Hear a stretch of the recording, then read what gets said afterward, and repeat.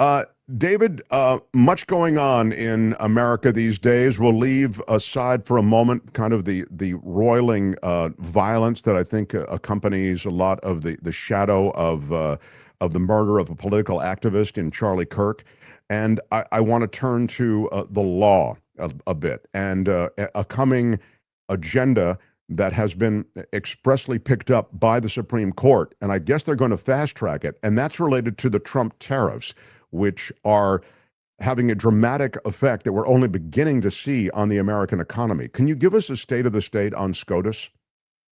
Sure. Well, I predicted on News Nation and on your show, Mark, that the appellate ruling striking down Trump's tariffs will be upheld by the U.S. Supreme Court. I know that I'm putting my neck on the line, sticking my neck out a little bit, given what you call the concierge Trump Supreme Court.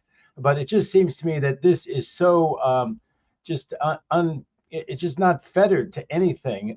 There is not an emergency. Trump's argument was that there was an emergency in two ways, and therefore he could use this emergency power that gave him the right to set tariffs in an emergency. Everyone agrees that it's the right of Congress to set tariffs, to debate them, and then with the president's approval, like any other bill, approve the tariffs country by country, product by product. The reason that he has this extraordinary power is supposedly in extraordinary times, and the extraordinary emergent circumstances were non-emergencies. One, that we have a lot of drugs brought into the country.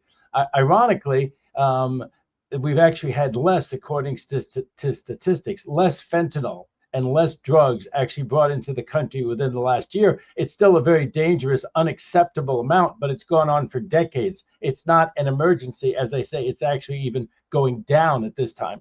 And the other one is that we have a trade imbalance. And of course, we've had a trade imbalance for a very long time, again, for decades. So I think that the Supreme Court will see through this. I think since they wouldn't stop the collection of the taxes, either the appellate court or the U.S. Supreme Court, in their emergency docket, they wouldn't stop the collection of the tariffs.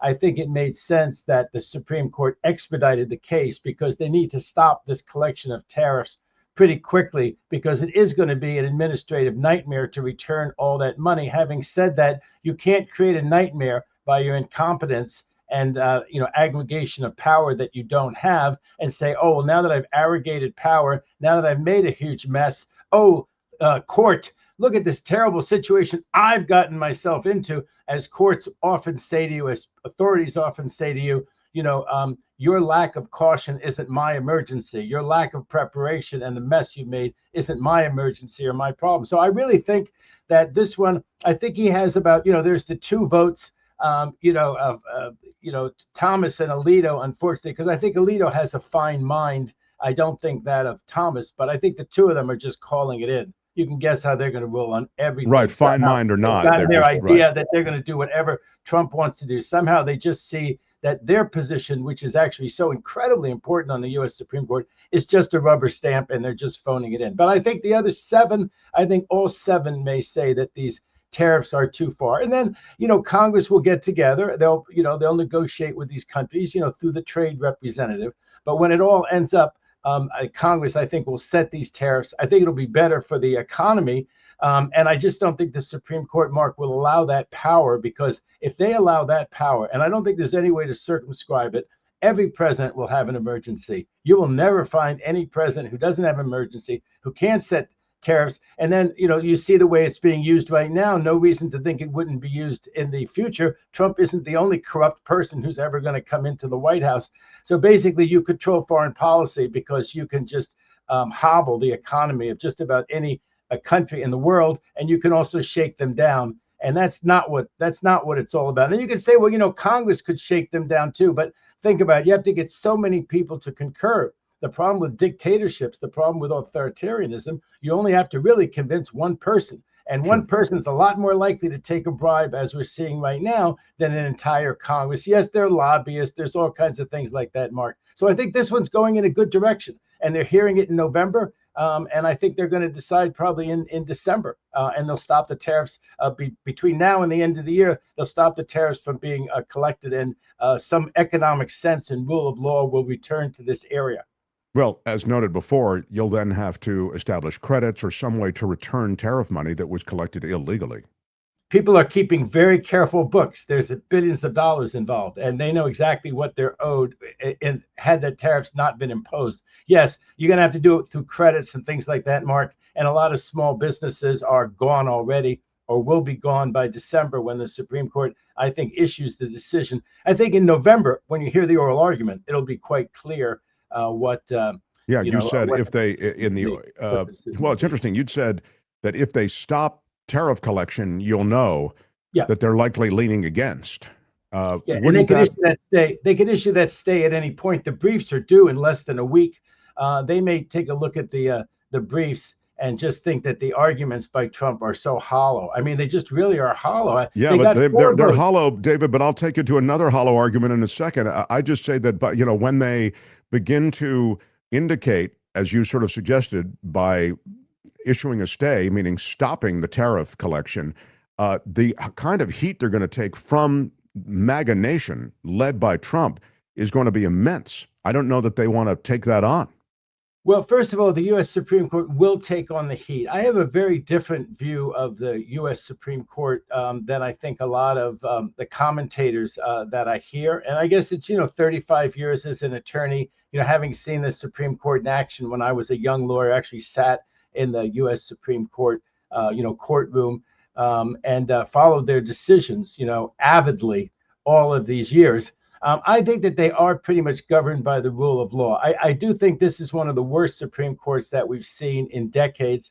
I think it's such a pity that RBG didn't step aside. It's just such an anomaly that we ended up with a 6-3 court and not a 5-4 court where, first Kennedy was the deciding vote. Whatever Kennedy voted was the way they went. And then whatever way Roberts went when you still had RBG was the way. And now with the 6-3, yes, there have been things like presidential immunity. There have been things like Dobbs, where, they really didn't have Chief Justice Roberts' votes on Dobbs. Dobbs was going to allow like 16 weeks, what's 16 weeks? What's 18 weeks? Let Mississippi's 16 weeks be imposed. He was not going to overrule Roe v. Wade. That was the vote. That was having RBG gone and having Amy Coney Barrett. No one should forget. She is the author. That whole sequence of events is why Roe v. Wade was overturned. And we have Dobbs. It was not Chief Justice Roberts. It was Amy. What did they say? I never knew till now it was you, Barzani. Remember The Godfather? I never knew till now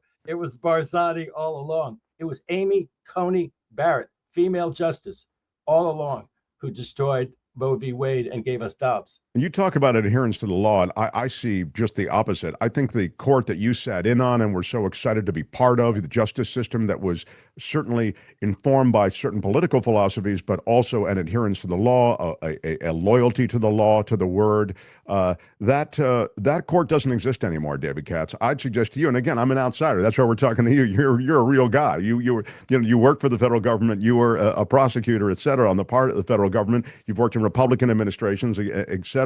So please, I humbly would suggest to you that this crew has an allegiance to a political philosophy more than they have a legal philosophy. Well, like you take the tariff decision and you think, okay, what's the world going to be like if they rule, let's say 5-4 or 6-3 to uphold Trump's tariffs? And what's the limit to it? He's not going to be in office forever. And then whoever the successor is, the Supreme Court will think this through. That after 3 years of letting Trump have his way, for people who think, well, all they want to do up there, those Republicans, is let Trump have his way, all the Republicans on the Supreme Court. I just don't think they want to let Trump have his way and then have 100 years of terrible history to David, follow. they gave him immunity. They gave him total immunity. Mark will have 100 years. That was the worst of them. And of course, there was Citizens United, which was Chief Justice Roberts. That was you, Chief Justice Roberts. Citizens United was you. Allowing corporate money in as speech to American elections. But David, let me just get then to the next thing, and you can tell me about how they're, I'm sorry, but they ruled, and it was a shadow docket ruling, wasn't it, on the detaining of all of these immigrants and I use it in quotes, immigrants. I mean, again, they're detaining people and they establish after the fact, after they detain them, whether or not they're immigrants, whether they're here legally. These are crazy dragnets that are established, and they're just throwing these people into vans. And SCOTUS is saying, the Supreme Court of the United States, backing up this strategy, saying it's okay to grab people out of a Home Depot parking lot, grab them if they're speaking Spanish. So you can tell me about how they're informed by some sort of loyalty to the law, but this appears to me, from the outside looking in, again, as though this is a fealty to a political philosophy and to Donald Trump. Well, first of all, I'm taking a Katz on the tariffs decision. I feel that strongly. You can play this back to me in November or December when they uphold this supposed emergency and allow emergency tariffs to be set like this by every president for the end of time until somebody overrules their precedent. So I'm taking So to review, Katz is saying the tariffs will be overruled, they'll be deemed illegal, and the tariffs will be turned back. That's an official Katz prediction. Now, take me to the immigration ruling, which was a shadow docket ruling. I don't know if people saw Justice Sotomayor on the Colbert Show. If they did, it was really fascinating because he wanted to have a very different kind of conversation with her. It was his timing was great. It was the night after this decision came out. And I strongly disagree with this decision. I think this allows roving patrols. It allows them to stop people on the basis of their ethnicity. That's an awful thing in America. They said, well, if you're actually a citizen or you're here legally, it's no big intrusion. That's easy for Kavanaugh to say. Kavanaugh's not having any intrusions like that. But we've seen what kind of intrusion ICE has with these people that they supposedly briefly detain. They throw them to the ground, they handcuff them, they hurt them, they humiliate them in all kinds of ways. They keep them for longer periods of time than Kavanaugh seems to think in his concurring opinion. There's no real evidentiary basis, as I understand it, for what the majority is saying in this emergency docket. But I'm going to make my attempt to do what Sotomayor tried to do. I don't think it worked very well on the Colbert Show. And can I just talk about the shadow docket for 1 minute? It's a great expression to make it look nefarious. And they are using it much, much more, Mark. And there are reasons why it has looked kind of nefarious. But the idea of is one of them that it is nefarious. One of those reasons. I don't think that I don't think it has to be nefarious. As I recall, there was a judge in Amarillo, Texas, when Biden was still president, who knocked out this mifepristone, the medical abortion pill, nationwide. He purported to issue a nationwide injunction. And I think the Fifth Circuit down there in the South was actually going to affirm that. And the U.S. Supreme Court, in a shadow docket, said, no, no, no. And they didn't sign it. They didn't name names. They just stopped that injunction from going into effect, which allowed women all over the country to continue to get the medical abortion pill. So that's why I say the shadow docket doesn't have to be nefarious. But of course, it's been greatly overused with Trump. And it is frustrating, as Sotomayor pointed out, not to have a stated reason. Let me just tell you the other side of it. Hang on a second. Just make that clear. When there's a shadow docket judgment, there need be no argument offered, no explanation. It's just a judgment offered. Right, but they get the mifepristone ruling by some district judge, even though it's affirmed by the circuit court, okay? And it goes to the Supreme Court. The Supreme Court almost always says, no, this is some injunction somewhere.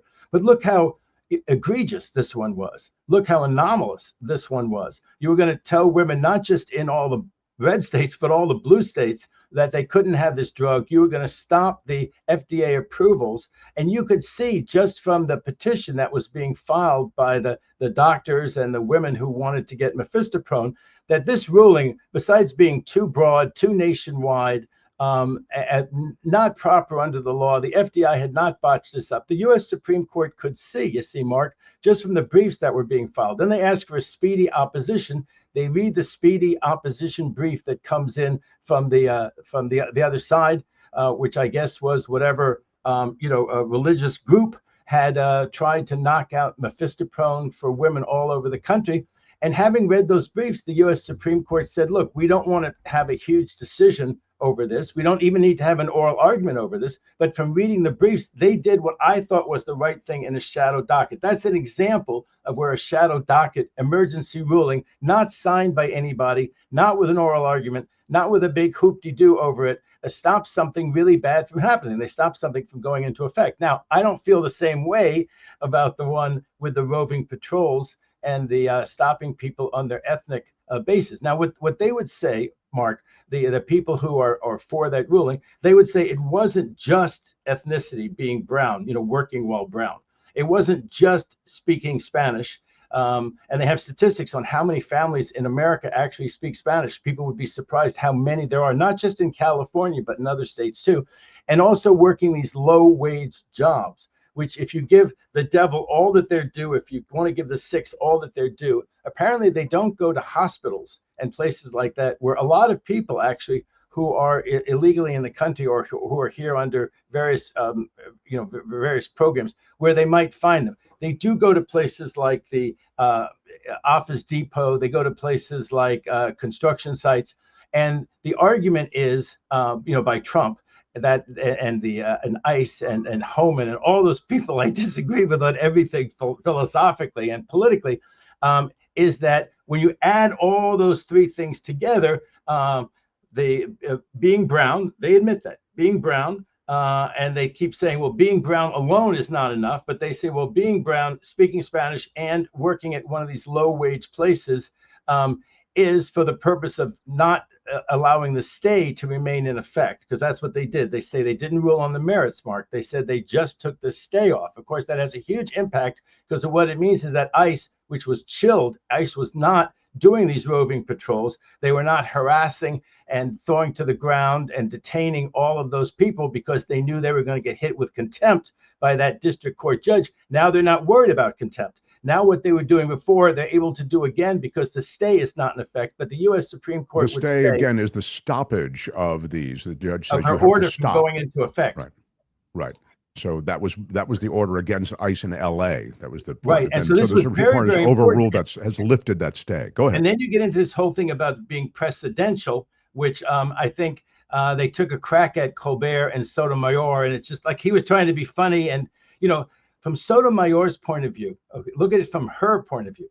She wants to try to get 2 more votes on a lot of cases. She doesn't want to sit up there and be polemic. She doesn't want to blast Amy Coney Barrett or Chief Justice Roberts. She's thinking, and she's very smart, she's thinking, I'm going to want their 2 votes. I'm going to want to get to 5 on a lot of questions. I'm not going to sit here on Colbert's show and get some cheap laughs and alienate them. So that's why, for what Colbert was trying to do is kind of a dud. I think if she were on your show, it'd be kind of a dud because, you're doing a very intelligent but also entertaining show. And it really sort of wasn't all that entertaining. But that was the point. Sure, it's a serious issue at stake here. I get where she's coming from. I didn't see the Colbert thing, so go ahead. So she was, her dissent was fiery.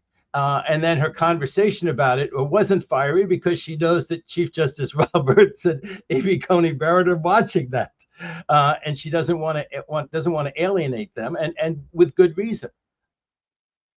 So I guess my final thoughts on that ruling was that they are indeed precedential. People say, well, they're not really precedents. The reason that these judges up in New England got blasted by Gorsuch the other day, that they're not following precedent, is if you were the judge, let's say right now in San Francisco or in Washington State, and ICE came and did these same roving patrols on the same basis, you couldn't say that this shadow docket ruling, right, 6-3, was not precedent, Mark. It is precedent. It's certainly because they're making a prediction on the merits. They're not deciding the merits, but they're making a prediction that is legal conduct. So given that is legal, you can't read that decision. As much as I disagree with it, if I were a district judge sitting in Seattle or in San Francisco and they were doing the same thing in my district, I think I would have to go not the way that Judge Frimpong went down here, but I would go the other way on those 3 things. So it is a precedent. So in that sense, it's troubling that you have this shadow docket. But on this particular one, this one's going the same way. I'll make a Katz on this one too. The merits of this thing is going the same way as the stay. The U.S. Supreme Court, as currently constituted, will vote 6-3 that they can do these roving patrols, and they can base it on you're being brown, conversation occurring in Spanish, and you're being at a low-wage job place. In other words, they're going to underscore what they did in the shadow docket. They're going to say, hey, it's okay. ICE, you're okay with the plan you have. right? Yes. That's what you're saying. Okay. Unfortunately, yes. Yeah. I wanted to just, there's some heartbreaking stories, and one of them, I mean, I say one of them, one group of them comes from these people who are in a temporary protected status. I was reading the story of this guy out of, he's a Stanford nurse. He's been here since he was 3 years old, David Katz. And now the administration just announcing that the temporary status for Honduras and Nicaragua has been, these protections are going to expire. They really have expired. I think September 7th was the expiration date. And there are, we're talking about 52,000 Hondurans and 7,000 Nepalis and 1,000 Nicaraguans. And this is a real problem for them. I mean, their protected status being lifted. And again, this guy, he came here when he was 3 years old, and now he's a nurse, a cardiac nurse at Stanford. He may be deported. In fact, will be deported. So this is a case that is, being handled in the Bay Area. Is it Trina Thompson, the judge in San Francisco's district court, has the next hearing set for November, and this temporary protected status may or may not be reestablished, they note here. If the court sides with the Trump administration, it is possible for the National Temporary Protective Status Alliance to appeal to the Supreme Court. So that's just a snapshot of what you're dealing with. And I just wondered if you can speak to, again, within this overall immigration question, there are a number of these different immigrants from different countries that have different status. This is this TPS, temporary protected status, that will be very much affected by a court decision in San Francisco and then ultimately possibly the Supreme Court. Well, these cases are heartbreaking. The individual circumstances are just very touching. And we were going to try to solve this problem with the dreamers. This fellow who came here when he was 3 is a classic dreamer. And just to toot my own horn for 1 minute, I actually represented the first dreamer. The LA Times on the front page talked about Tony's American dream. And my client was Tony Alvarado, and they started to use that expression, the dreamers, the American dream. And Ali Mayorkas was the U.S. attorney at that time. He went on to be the head of DHS. And he gave my client his office, but him too, because he held a bunch of media events about it. He gave him a misdemeanor. What a great righteous legal battle. Good for you. Yeah, and he gave him a misdemeanor, and he never got deported from the United States. He'd been deported once, and he came back because he was a classic dreamer. He didn't know much Spanish. He never lived since he was 6 months or a year old there, and they wanted him to be an informant, and he was not interested in being an informant. He worked with the gangs, but in a good way, to help them rehabilitate themselves, and he would have lost all credibility agreeing to be an informant. So the feds kept telling him, you're a very slow learner. And when he kept not agreeing to be an informant, first they sent him down to Mexico, and then his wife and his kids were here, so he came back. And then they told him, they found him at the job like a year later. They said, you're really, really a slow learner. So at that point, they prosecuted him for being an illegal alien found in the United States. So Tony was the first dreamer, and they were going to do something for the dreamers, but the dreamers were so popular that the Democrats thought they could tie the dreamers to a comprehensive immigration package, and then the Republicans just wouldn't bite. Year after year, they wouldn't bite. And so here we are. We've never really solved the DACA, the dreamers problem. And so you have some of these dreamers who now, after being here 35 years and not knowing Spanish and not knowing anything about the countries that they would be deported to, facing deportation. The other thing we've done for generations, Mark, and I think this still is a thing, is your Congress member brings a private immigration bill to keep you personally in the United States.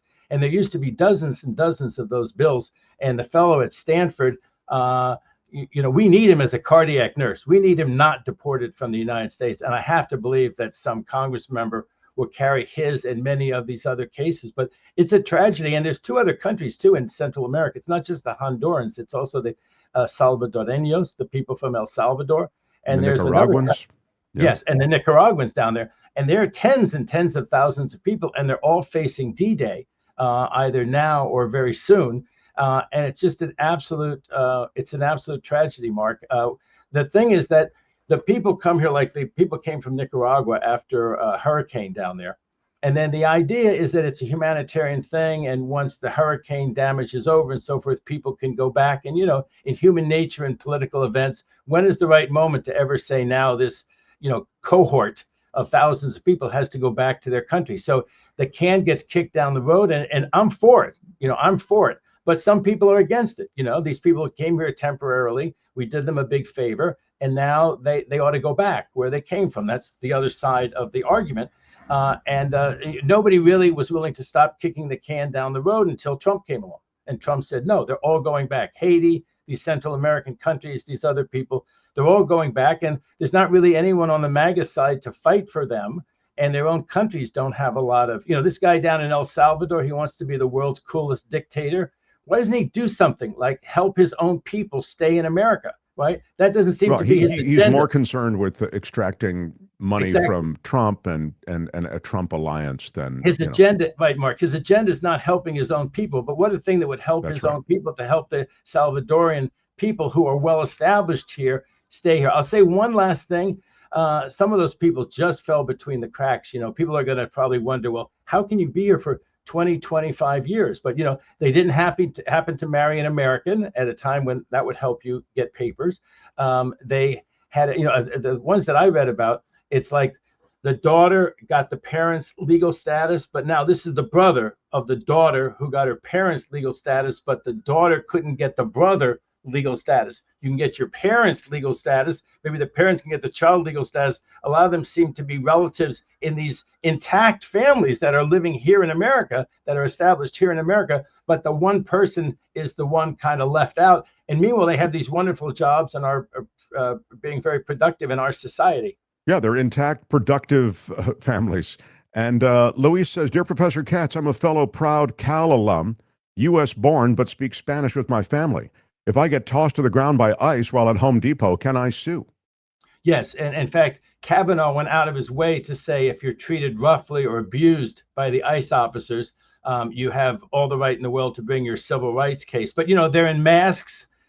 They don't show the number that they have. And they're going to come back and say, that there's no grounds for your suit. They're going to fight you tooth and nail in court if you think the government's going to help you win in the most egregious civil rights violation, especially this regime that's in there now. They're going to fight you tooth and nail. So, have a video, try to get something. If this happens to anybody, try to see the number, like, a number that might identify, because, it just looks like another masked thug who's beating you up, who's throwing you to the ground.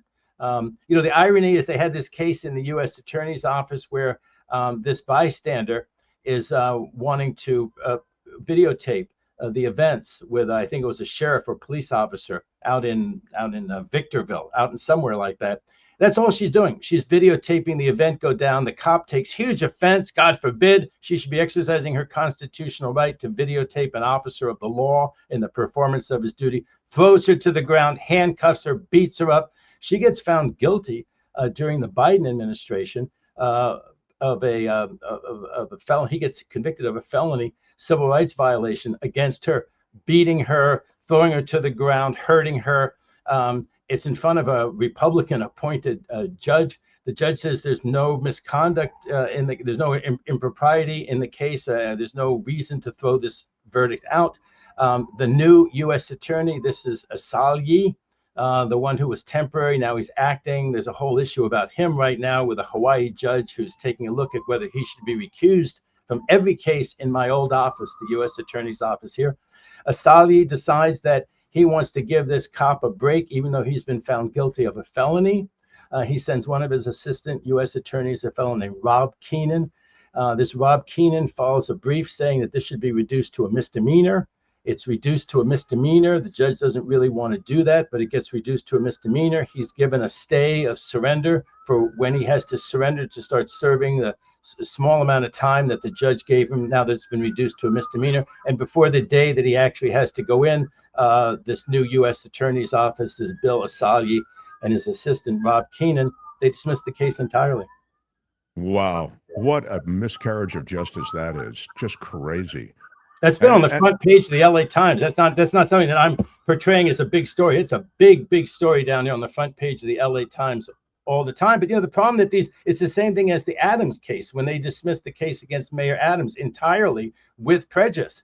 Judges don't prosecute cases. If prosecutors don't want to prosecute, that can be a political decision. If you don't like it, vote for the other party in the next election. If you don't like what Trump's done with these U.S. Attorney's Office, Asali out here in Central District of California, this Alina Habba in New Jersey, what's her name in Washington D.C.? Come on, what's her name? The Fox TV. Jean Pirro. Jeanine Pirro. If you don't like a president going around appointing U.S. attorneys like that, putting them in office, even though in all three cases, it looks like the Senate won't confirm any of them. If you don't like that, vote Democratic next election. Yeah, I mean, you could put that into the group of appointees that did get Senate confirmation that astound me. You can start wherever you want. Kash Patel, RFK Jr., Pete Hegseth. This is a rogues gallery of incompetence and of political fealty that is toxic to this nation, and we're seeing it play out that way. Mark, can I interrupt for 1 second? There's a lawsuit actually against Kash Patel. Kash Patel allegedly not only fired this top FBI official, but given that he was going to fire him and realizing that he was probably going to get sued, supposedly told a whole lot of stupid things, self-incriminating things Kash Patel did that are now being used against him. They're being quoted against Kash Patel, explaining why he was firing this guy. And he was not fired, according to Kash Patel's own words, according to Hoyle or by the book, but totally politically and wrongly. Yeah, they said it was mandated by the White House, that the White House wanted these people fired. You're a career FBI employee with civil service protections. To have the head of the FBI come to you and say, you're doing a great job, but the president wants you fired, so you're fired. That's exactly what happened. Saying it out loud, it's saying all the misconduct, all the improprieties, it's saying them right out loud, supposedly Kash Patel did. The suit is saying that Patel explained he had to fire the people his supervisors told him to fire, his superiors, because his ability to keep his own job depended on the removal of these agents who worked on cases involving the president. Patel explained that there was nothing he or anyone else could do to stop this or any other firing because the FBI tried to put the president in jail and he hasn't forgotten it, meaning, the FBI at the time, the Biden FBI. He went up over after everybody did, Trump and the White House, who had fingerprints anywhere near anything that had to do with Trump.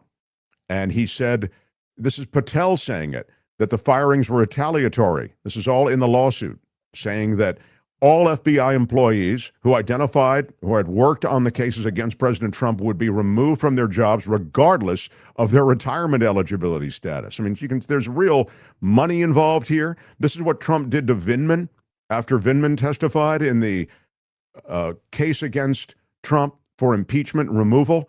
He fired Vindman, and they fired him specifically to avoid paying any kind of retirement benefits, both Vindman, I think, and his brother as well. So, since J. Edgar Hoover, there's never been a Democratic FBI director. Never. It's sort of remarkable.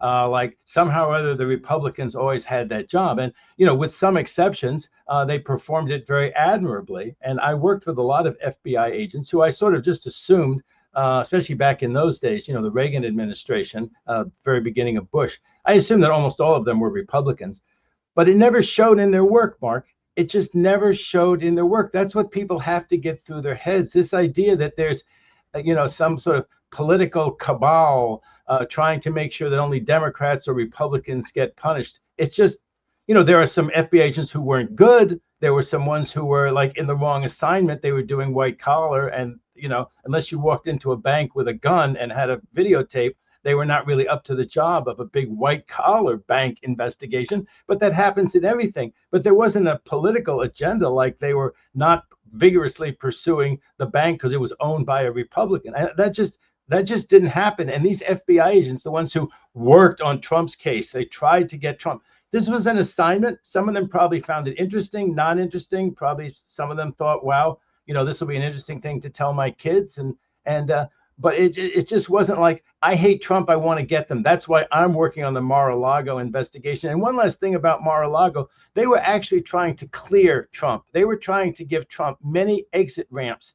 Trump missed the exit ramps. He could have just said, oh, I found all this stuff. You're I talking guess about I the should have documents at taken it. Mar-a-Lago. Yeah. He Yeah. could have given them back, and that would have been the end of it. He compounded it. He made the crime worse and worse and elevated it to a very serious crime by bullshitting them, Mark, and Right. having his lawyer, according to a judge's finding, show it like a selective shell game. Like say, hey, here's this room, and this is all I have. Now you can tell the government this is all I have. And the lawyer goes in there innocently and says, I examined this room, and that's all they have. And there are none of these national secret documents. Because the allegations are Trump had moved them and put on this charade, put on this show for the lawyer, and all of those Well, other they're more things. than allegations. They demonstrated it. I mean, I And we understand it drowned wasn't them in the pool. Remember adjudicated, that? but They were yeah. going to flood them in the pool. They were going to flood some of the documents. And then they find them after he says, and his lawyer says nothing to find there. They go in there on a search warrant and they find them with their red and gold seals that they were top secret. I mean, anybody who remembers that case will remember that he was dead to rights on it. And then it went to his his judge down there, Eileen Cannon, and the case got delayed and delayed. And then, of course, he got elected again. So I wanted to, I'm really out of time, but I really wanted you to weigh in quickly on this new guidance from the Department of Education about prayer in public schools. President Trump making this speech at the Bible Museum this week. He said, I'm pleased to announce this morning that the Department of Education will soon issue new guidance protecting the right to prayer in our public schools and its total protection. He didn't give any further details. It's kind of a broad stroke thing, but they talk a lot about religious liberty. I mean, I think it's really organized around a simple religious doctrine, that is to say, one religious doctrine. It's basically a Christian doctrine. But this Department of the Justice Department's Religious Liberty Commission is something that, again, would seem to fly in the face of that which is underpinning so much of American law, which is the separation of church and state, meaning if it's a public school, it's not a school which is usually integrated with any kind of religious doctrine.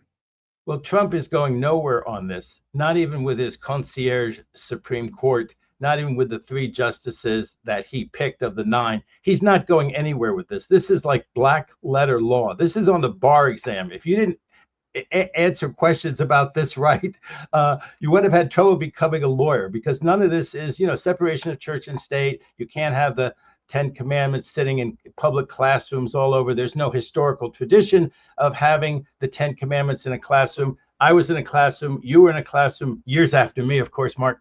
But when I was there and when you were there was no 10 Commandments in the classroom. Yes, but David, let me just put this spin on it, because this is the spin that the government's going to put on it, which is, we're not saying put the 10 Commandments there. We're saying let these people pray in any kind of organized way they want to. Otherwise, it's a persecution against their religion and their religious rights. Why can't those kids have religious freedoms to pray? That's the way this starts.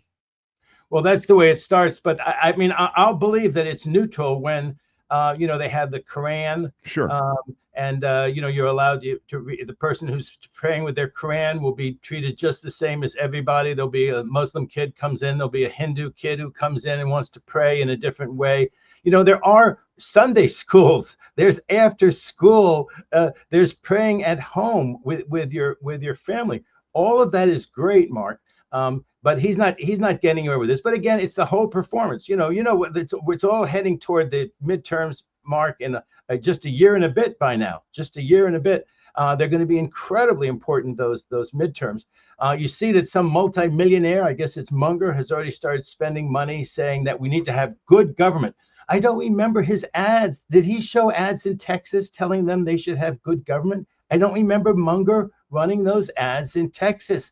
He only seems to want to stop California with his counter move. Apparently, Texas already has good government, David. So not the move that started this all, where they tried to steal 5 Republican seats. They seem to be on the verge of stealing 5 Republican seats in Texas. And I guess Munger, with all of his millions, wants us to sit by idly and say, well, good government. We're going to just say, wow, we had good government. We have fascism in America, but we believe in good government. We voted in a way for good government because this multimillionaire put ads on that we should do so. Of course, I think the campaign to approve the redistricting in California. That hasn't even started yet, and I think that'll be a vigorous, well-funded That's campaign. a big lift. I mean, and if it doesn't pass, then it's pretty much a foregone conclusion. It's sort of academic that the House will be controlled by the Republicans. I got to wrap up. David can be found. Last Katsadamas. Yes, that sir. Redistricting in California will win on the ballot in November. Oh, all right. Well, that's the Katsadamas word. Redistricting wins in California, and then bring on the midterms. Find David on News Nation, and of course, he is defending those who can afford his services in Southern California. The former federal prosecutor. Now he's defending those wrongfully accused people who need a defense. We all need a defense, don't we? We all need a defense at times. Why are you yelling? David Katz. My friends say only defend two types of people, the wrongly accused and the rightly accused. But who the hell knows? But who the hell knows when the case starts? Right? We all need a vigorous defense. Presumption of innocence. See you next Thursday. David Katz, everybody. Bye, David. Hi, it's Mark, and I thought that was great. Hit the notification bell. You'll know whenever there's a new video being dropped, and please subscribe to our channel to help us save the universe.